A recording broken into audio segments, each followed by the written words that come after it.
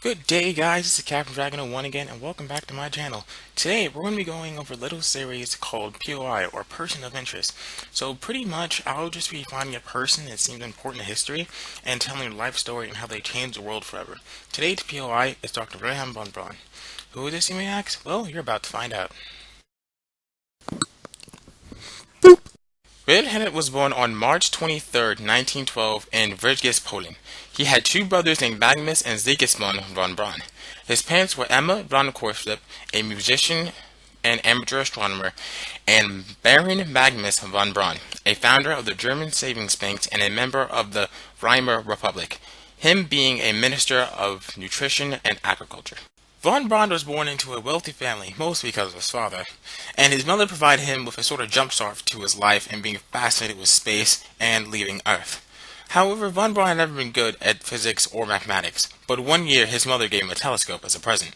Looking through it, von Braun saw a whole new world.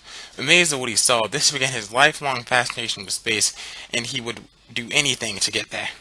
So, with the possible help of transferring schools from the French gymnasium to the Hermann-led school at Edinburgh Castle, he began to excel in physics, mathematics, and all other of his classes. That will ultimately one day help him reach his goal. Later on, von Braun enrolled in the Charlottenburg Institute of Technology in Berlin. There, he became an active member in the VRF, Verein or roughly translated in English, the Society of Space Travel. Later on, von Braun, along with famous German physicist and engineer Hermann Oberth, built and tested liquid-fueled rockets, two of which reached heights of over 2,414 meters. By the time von Braun graduated, he had a bachelor's degree in aeronautical engineering. By the 1930s, von Braun and his team of scientists and engineers were researching ways to create better and more powerful rockets, which ultimately led to the development of the A4 rocket. This rocket max weight was about 12,870 kilograms. It could reach speeds of over 5,760 kilometers per hour.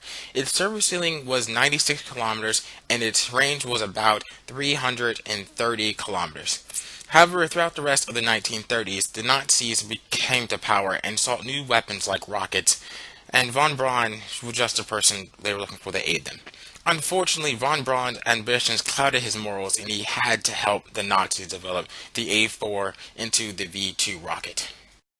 Towards the end of the war, the Nazis were losing on both fronts, and von Braun and his team had to find a way to be captured by the US and not the USSR for obvious reasons. So they moved closer to the western front near the Austrian border. The US was able to capture von Braun and his team, as well as over 100 V2 rockets and other rocket technical data. When in America, von Braun signed a one-year contract with the US Army to help them with their rocket technology. And then soon after, he became the technical director of the US Army Ordnance Guided Missile Project in Alabama. There, he helped the US launch the first artificial satellite into orbit, Explorer 1, in 1959. 2 years later, he worked at the National Aeronautics and Space Administration's Marshall Space Flight Center from 1960 to 1970.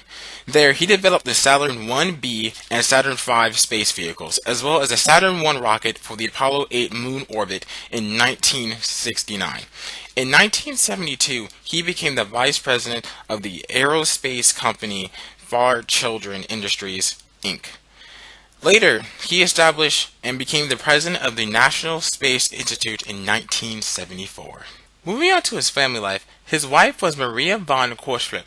Why does this last name sound so familiar? Well, that's because it was his first cousin. Yeah. His children are Iris, Margaret, and Peter von Braun.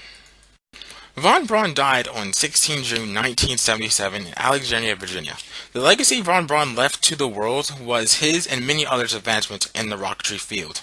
He is to be regarded as the father of modern rocketry. He was one of the most important weapons specialists in the fields of rocketry and jet propulsion in the United States and influenced the world with his rockets, with some rockets influencing the world more than others. I believe without him we might not be as advanced in the rocketry and jet propulsion as we are now.